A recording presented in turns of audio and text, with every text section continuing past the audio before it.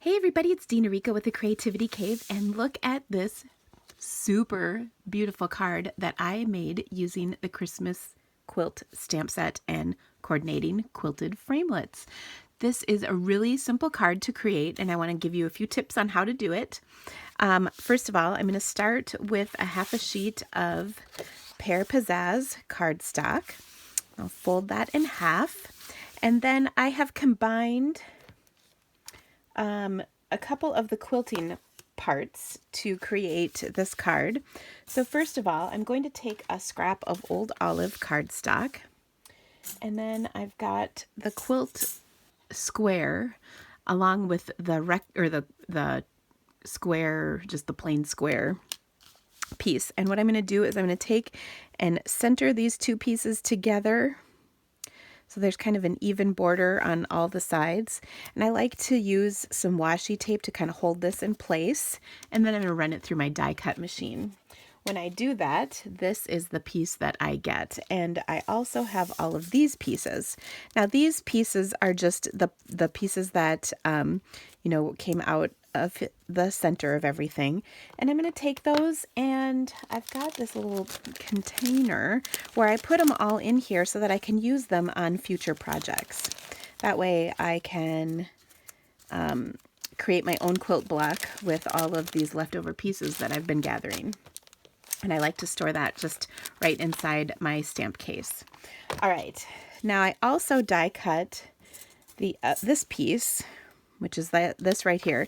Now it does fit on here like so. It's designed to coordinate, so it fits perfectly just like that. But I mixed it up and I turned it 90 degrees, or maybe that's only 45 degrees, I'm not sure. But anyway, this is what the result is I get this piece that will sit behind and kind of create a fun geometric pattern.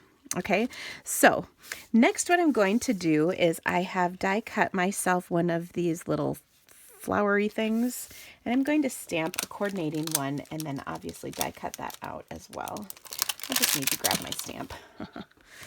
Okay, so I'll stamp that in real red cardstock. Now, if I had one single complaint about this stamp set is there's not a really good Christmas greeting in the set, so I had to borrow one from a different stamp set. But I'm pretty sure if you're anything even remotely like me, you probably have some Christmas stamp sets that you might be able to draw from in addition. What I do love is that this stamp set is so versatile and certainly works well beyond Christmas. Okay, so here is my red flower. I'm going to take and die cut that with the little coordinating die, this piece right here, and I'll be right back.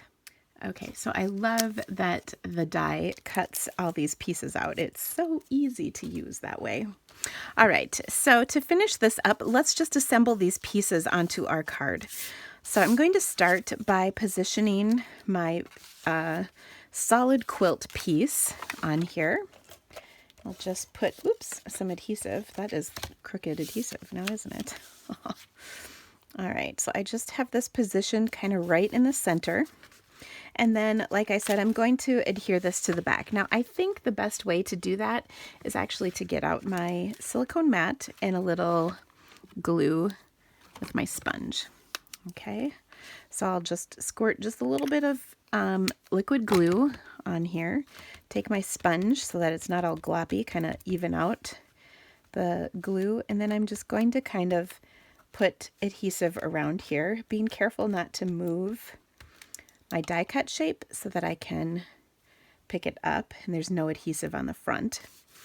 And then I will simply position this right over the top, kind of centered all around like so.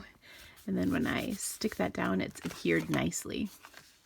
Okay, I didn't go to the edges just because it'll have a little dimension if necessary, but it's stuck in the center really nicely, and you can see there's no sticky anything, which I love.